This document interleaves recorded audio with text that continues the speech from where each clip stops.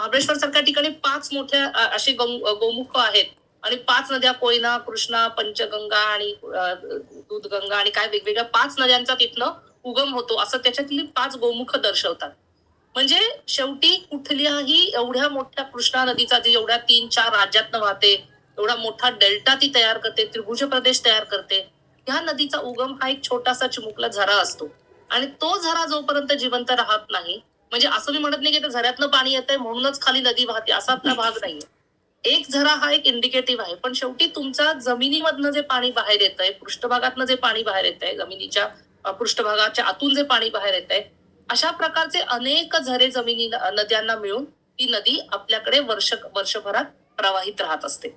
आणि त्यामुळे कुठेतरी ह्या गोष्टीला आपल्याला पुढच्या काळात महत्व देण्याची खूप गरज आहे, की जेव्हा आपण नदी रिज्युविनेट करायचं काम करतो, की नाही आम्हाला नदी जिवंत करायची, तर नदीच्या केवळ प्रवाहामध्ये किंवा नदीच्या दृश्य जिथे तिचा तिचा चॅनल वाहतोय त्या भागामध्ये फक्त विचार न करता की त्याच्या कॅचमेंटचा विचार करणं पण गरज आहे. कारण शेवटी झऱ्यामध्ये जे पाणी येणार आहे ते त्याच्या आत असलेल्या खडकांमध्ये येणार आहे. त्या खडकांची संरचना काय आहे, त्या खडकांमध्ये कुठल्या खडकांमध्ये पाणी साचू शकतं. कारण शेवटी सगळ्याच खडकामध्ये पाणी साचतं असं नाही. स्पेशली आपण आता महाराष्ट्रात म्हणतोय, तर महाराष्ट्रामध्ये आपण वर्णन नेहमी महाराष्ट्राचं कणखर देशा, कठीण देशा असं आपण करतो, की काळा पाषाण आपल्याकडे सगळीकडे आहे. काळ्या पाषाणामध्ये तितकं पाणी राहील का, तर राहील असं नाही. पण त्याचबरोबर आपल्याकडे दुसऱ्या मांजऱ्या टाईपचे खडक पण आहेत, की ज्या ठिकाणी पाणी राहू शकतं. किंवा आता आपल्याकडे काही कोकणातले सहकारी आहेत, ज्यांच्यामध्ये जांभ्या खडक आहे. जांभ्यामध्ये पाणी भरतं पण आणि तितक्याच लवकर वाहून पण जातं.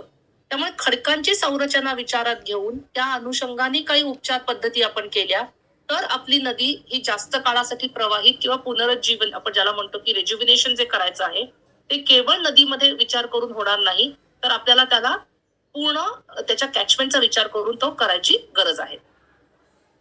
आता हेच थोडंसं मी चित्राच्या माध्यमातून समजून त्याचा प्रयत्न करते, की अशी आपली एखादी संरचना की एक छोटी नदी आहे, छोटा हिलॉक किंवा एक टेकडी आहे. टेकडीच्या आत पाऊस पडल्यामुळे त्या भागात पाऊस शक्यतो जास्त पडतो. अशा भागामध्ये पाऊस पडून त्याच्या आतला हा ॲक्विफर आहे, हा एक जलधारक आहे.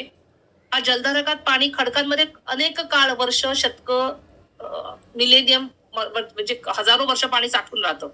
हे पाणी साठून हळूहळू ते मी म्हटलं जसं की उत्तराच्या दिशेने वाहत असतं आणि एक पॉइंट असा येतो की त्या पॉइंटमध्ये ते पाणी जमिनीच्या आत नाही वाहू शकत आणि ते तिथून बाहेर पडून झऱ्याच्या स्वरूपात बाहेर पडायला लागतं.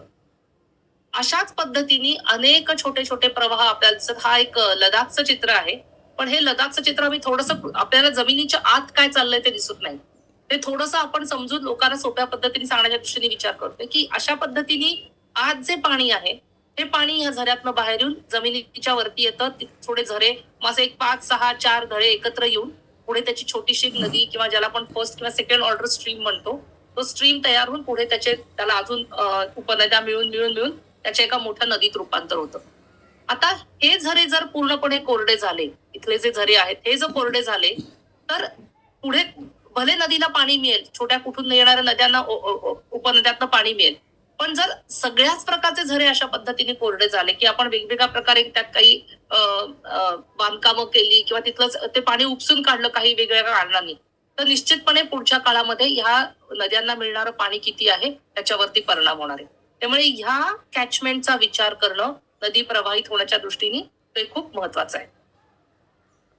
याचबरोबर एक चित्र आम्ही असं लोकांना समजून सांगण्याच्या दृष्टीने नेहमी विचार करतो, की हे एक काय म्हणतात त्याला, एक इंडिकेटिव्ह पिक्चर आहे, की ज्यामध्ये तुम्हाला दिसतंय की ही एक नदी आहे.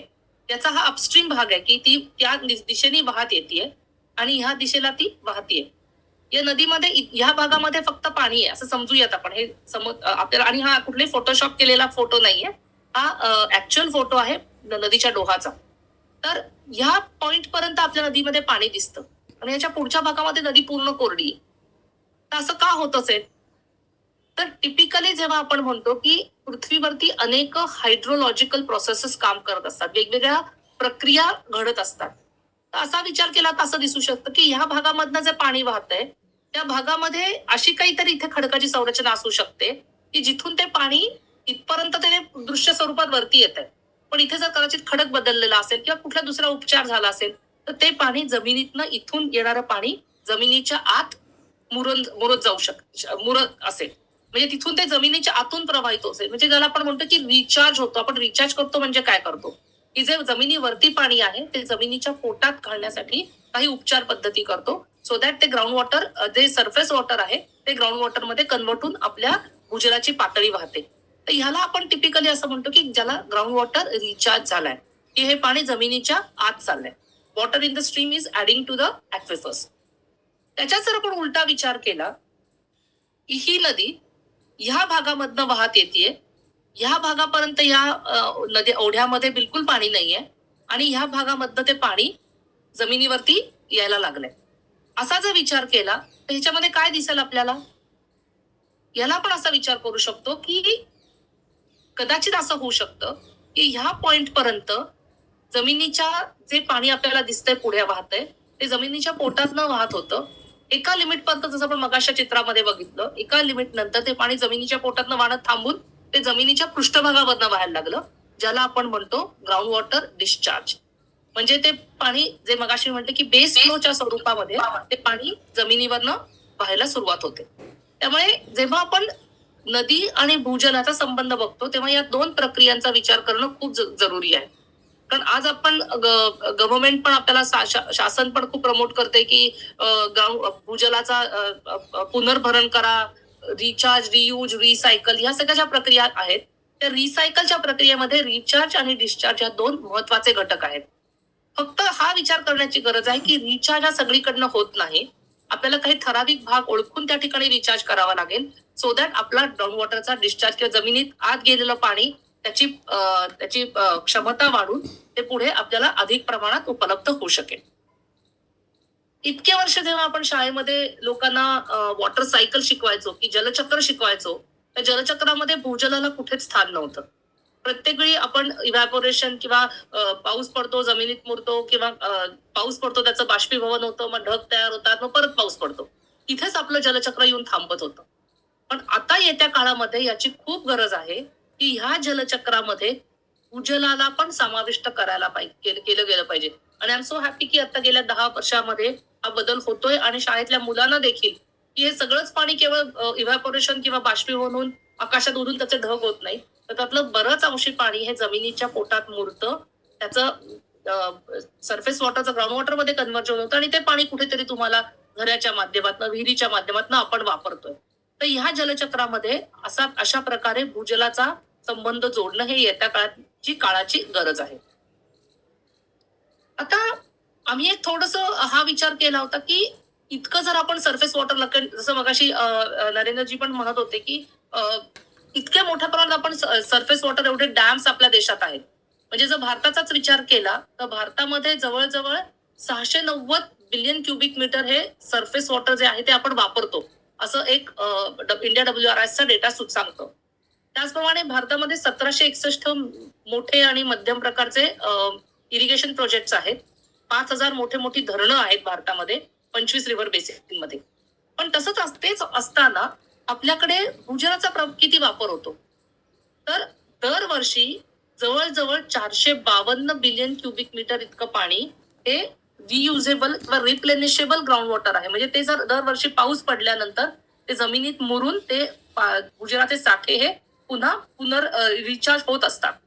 आणि त्या 452 बिलियन क्युबिक मीटर पैकी आपण जवळजवळ 250 बिलियन क्युबिक मीटर इतकं पाणी दरवर्षी वापरतो, आपण त्याचा उपसा करतोय.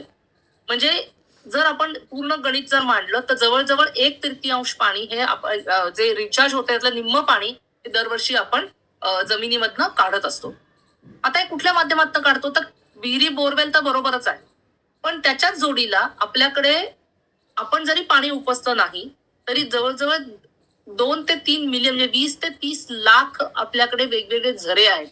आणि झऱ्यांचा विचार केला तर आपल्या पश्चिम घाटामध्ये सुद्धा, की दोन्ही साईडला, पश्चिम घाटामध्ये ज्याला लीवर्ड आणि साईड म्हणतो, की ज्यामुळे विंडवर्ड आणि लीवर्ड, की कोकणाच्या भागात मधला जो भाग आहे त्यामध्ये तर झरे दृश्य स्वरूपात मिळतातच, पण इव्हन या भागामध्ये पूर्वेकडच्या भागामध्ये सुद्धा अनेक असे झरे आहेत की ज्या ठिकाणी जे 12 महिने त्याच्यातनं पाणी वाहत असतं. म्हणजे हे झरे सुद्धा आपल्याकडे जे अनेक कम्युनिटीज आहेत ज्या या झऱ्यांमधनं पाणी वापरतात. या प्रत्येक झऱ्यामध्ये जर आपण असा विचार केला की 10 लिटर पाणी फक्त दर मिनिटाला प्रवाहित होत आहे, तर 10 लिटर प्रति मिनिट जर कन्वर्ट केलं आपण, तर प्रत्येक झऱ्यामधनं जवळजवळ 5256 घनमीटर इतकं पाणी हे नॅचरली तुमच्या सिस्टीम म्हणजे भूजलामधनं ग्राउंड सरफेस वॉटरमध्ये कन्व्हर्ट होत असतं. आणि जर पूर्ण देशाचा विचार केला तर फक्त झऱ्यांचा जर कॉन्ट्रीब्युशन बघितलं तर 16 बिलियन क्युबिक मीटर इतका पोटेन्शियल बेस फ्लो हा झऱ्यांमधनं नदीमध्ये आपल्याला पाहायला मिळतोय. आता हे सगळं गणित बघताना, हे सगळ्या गोष्टी बघताना की एवढं मोठं बेस फ्लोचं कॉन्ट्रीब्युशन आहे, हे विचारात जरी घेतलं तर आजची भूजलाची परिस्थिती काय आहे? तर जवळजवळ भूजलातले 34% जे युनिट्स आहेत, हे सीजीडब्ल्यूबी सेंट्रल ग्राउंड वॉटर बोर्डनी 2017ला जो अभ्यास केला होता, त्या अभ्यासांतर्गत असं दिसतंय की जवळजवळ 34% भूजल ह्याचे स्त्रोत हे आज अतिशोषित किंवा शोषित भागामध्ये आहेत. महाराष्ट्रातले सुद्धा आपल्याला दिसू शकतात की खूप सारे पिवळ्या रंगात आहेत, जे म्हणजे सेमी क्रिटिकल स्टेजमध्ये आहेत. गुणवत्तेचा विचार केला कारण शेवटी हे जमिनीमधलं जे पाणी जाते तेच पाणी आपल्या भूपृष्ठामध्ये जर येत असेल बेस फ्लोच्या माध्यमातून, तर गुणवत्तेचा विचार केला तर जवळजवळ भारतातल्या 191 जिल्ह्यांमध्ये जो हा रंग आपल्याला दिसतोय डार्क, या सगळ्या जिल्ह्यांमध्ये आपल्याला वॉटर क्वालिटीचे किंवा गुणवत्तेचे खूप सारे प्रश्न उद्भवलेले दिसत आहेत. आणि त्यामुळे होतंय काय, तर एक चित्राच्या माध्यमातून सांगायचा प्रयत्न करते की आपल्या स्वातंत्र्यापासून म्हणजे आपण असं म्हणूया की 1951 पासून ते 2025 मध्ये आपल्या ऍक्विफरची परिस्थिती काय आहे. तर 1951 आणि त्या सालामध्ये म्हणजे 50 ते 60च्या दशकामध्ये सगळ्या विहिरी एवढ्या नव्हत्याच त्यावेळी, कमी विहिरींचं प्रमाण होतं, पण सगळ्या नद्यांना भरपूर पाणी होतं. आणि ते पाणी आपल्याला दिसतंय की ऍक्विफर पूर्णपणे भरला असल्यामुळे त्या ऍक्विफर मधनं पाणी जे बेस फ्लोच्या माध्यमातून येत होतं, त्यामुळे या नद्या आपल्या वर्षभर प्रवाहित होत होत्या. त्यानंतर आपल्याकडे ऍग्रिकल्चर जे ग्रीन रेव्होल्युशन झालं, आपली गरज वाढली, लोकसंख्या वाढली, ते सुरुवातीला मांडणी केली, त्यामुळे आपल्याला जितकं रिचार्ज होत होता त्याच्या माध्यमात त्याच्या प्रमाणात आपलं ऍब्स्ट्रॅक्शन किंवा उपसा वाढला. उपसा एका काळामध्ये 60ला जेव्हा आपलं 60-70 मध्ये आपलं जेव्हा ग्रीन रेव्होल्युशन हरित क्रांती झाली, त्यानंतर वेगवेगळ्या प्रकारच्या विहिरी बोरवेल आपण प्रमोट केल्या, त्याच्यामुळे उपसाचं प्रमाण प्रचंड प्रमाणात वाढलं. 80च्या दशकात कुठेतरी विचार आला की नाही, आपण उपसा वाढवतोय तर आपण रिचार्ज वगैरे करायची पण गरज आहे. वॉटरशेडचे प्रोग्राम हाती घेतले, त्यामुळे रिचार्जचं प्रमाण पण वाढलं. पण एक वेळ अशी आली 90च्या दशकामध्ये की रिचार्जला पण एक थ्रेशोल्ड असतो, एका लिमिट पर्यंत तो रिचार्ज झाला. उपसा आपण कमी नाही केला, उपसा आपला अखंडित वाढत राहिला आणि रिचार्जचं प्रमाण कमी कमी होत गेलं. आजच्या घडीला रिचार्ज पण जमिनीमधला जितका रिचार्ज होतोय तितकाच उपसा होतोय.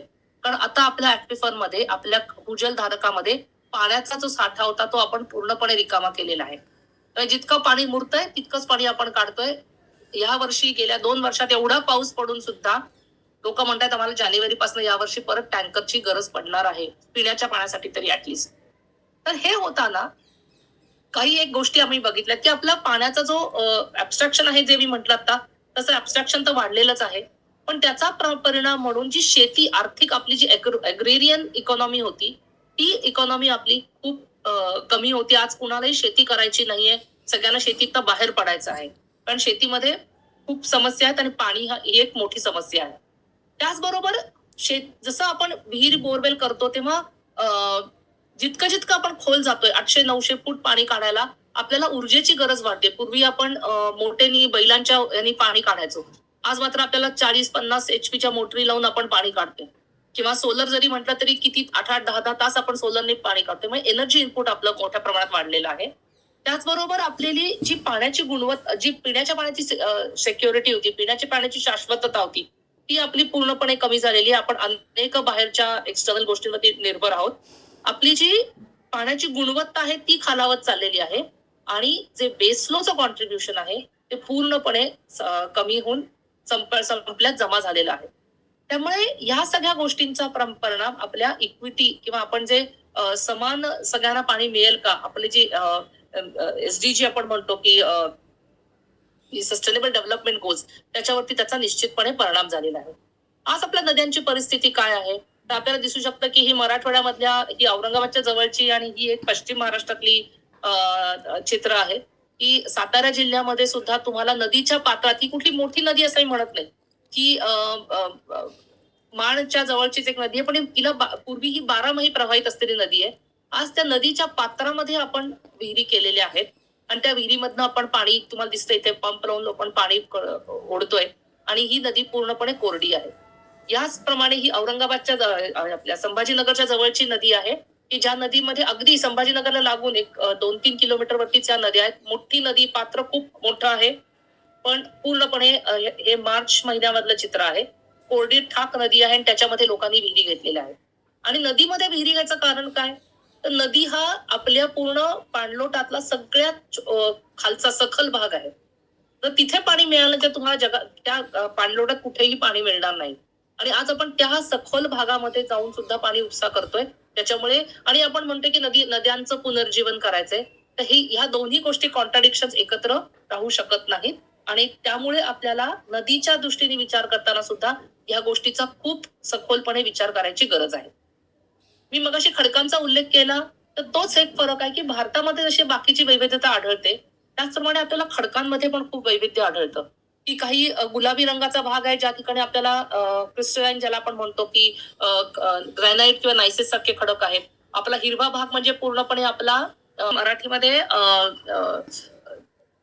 काय म्हणतो अग्निजन्य स्तरित खडक म्हणतो, त्या खडकांचा भाग आहे. सेडिमेंटरी रॉक सिस्टम्स या आहेत.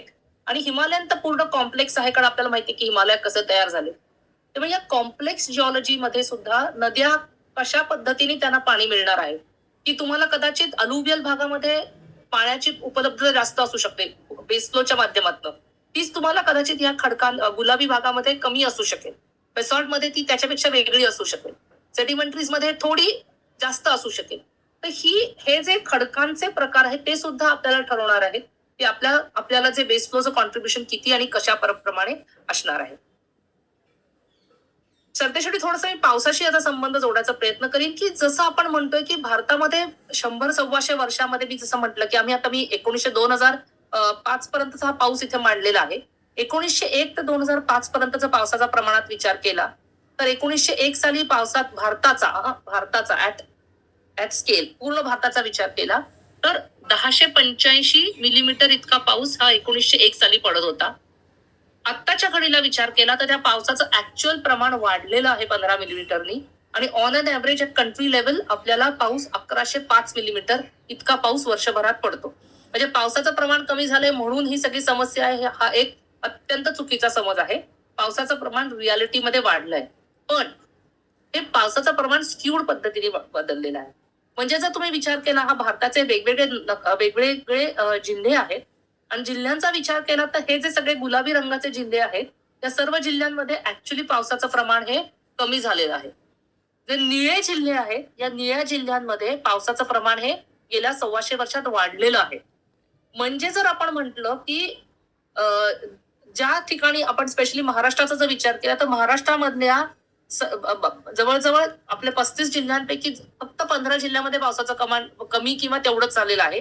उरलेल्या 20 ते 25 जिल्ह्यांमध्ये जर पावसाचं प्रमाण वाढलं असेल तर आपल्या नद्या का कोरड्या पडतायत? तर पाऊस वाढला आहे तर नद्या जास्त काळ व्हायला पाहिजेत, पण आपल्या नद्या हे कोरड्या पडतायत. पण भीषण प्रश्न असा आहे की ज्या सेंट्रल इंडियन बेल्ट किंवा हा जो आसाम आणि हा भाग आहे की ज्या ठिकाणी 12 महिने वाहणाऱ्या नद्या आहेत, जिथे अजूनही तेवढी डेव्हलपमेंट झालेली नाहीये, त्यामध्ये जर पावसाचं प्रमाण कमी झालं आणि आज आपण ज्याप्रमाणे विकास किंवा डेव्हलपमेंट त्या भागात पुश करत आहोत त्या ठिकाणी जर अशाच पद्धतीची वेळ आली तर मात्र क्लायमेट चेंजचा इम्पॅक्ट त्या लोकांना त्या जिल्ह्यांना स्पेशली खूप मोठ्या प्रमाणात पडताना दिसून येऊ शकतो. इव्हन केरळ सारख्या ठिकाणी जिथे 3000 मिलीमीटर पाऊस पडतो त्या ठिकाणी पावसाचं प्रमाण हळूहळू जर कमी होत गेलं तर त्यांची पूर्ण इकॉनॉमी सुद्धा त्याच्यामध्ये एफेक्ट होऊ शकते.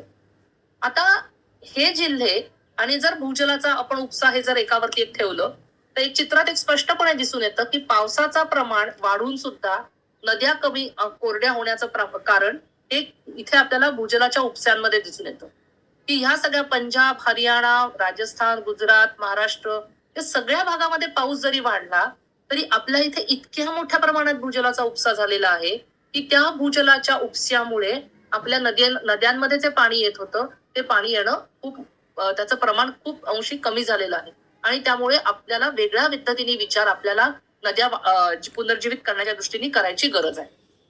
हे आपल्याला सगळ्यांना माहिती आहे की महाराष्ट्रातलं आपल्या एक म्हणजे आम्ही पुण्यात आहोत त्यामुळे एक मी अपर भीमाचा एक उजनी कॅचमेंट म्हणजे उजनी जे धरण आहे तर हा भाग हा सर्वात जास्त डॅम्ड म्हणजे जिथे सर्वात जास्त धरणं आहेत तो हा भाग आहे. मोठमोठ्या जे चांगल्या नद्या आपल्या इथे आहेत म्हणजे म्हटलं तर घोड सारखी नदी आहे, भीमेचा उगम आहे, मुळा, मुठा, पावना, इंद्रायणी या सगळ्या नद्यांचा भाग आहे आणि त्या शेवटी भीमेला मिळून इथे उजनीचं मोठं धरण बांधलंय. या भागामध्ये जर मी पुणे शहराचाच विचार केला तर पुण्यामध्ये पुण्याच्या कॅचमेंट वरच्या भागामध्ये 4 मोठी धरणं आणि आजूबाजूला कमीत कमी 10 मोठी धरणं आहेत. जसं मुळशीचं धरण आहे.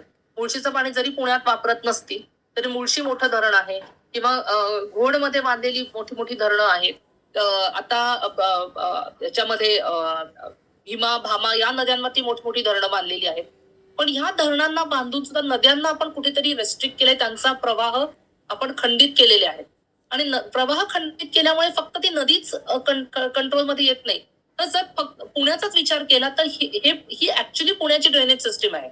पुणे हे ज्या पद्धतीने वाढलं म्हणजे हा जर सुरुवातीच्या पुण्याचा विचार केला तर पुणे शहर हे एवढंच होतं. म्हणजे आपण आधी पेशवेकालीन जरी नाही म्हटलं तरी 100 वर्षापूर्वीचं जे पुणे होतं ते एवढंच पुणे होतं. मुळा मुठेचा संगम होता आणि त्याच्या अवतीभोवती बसलेलं पुणे होतं.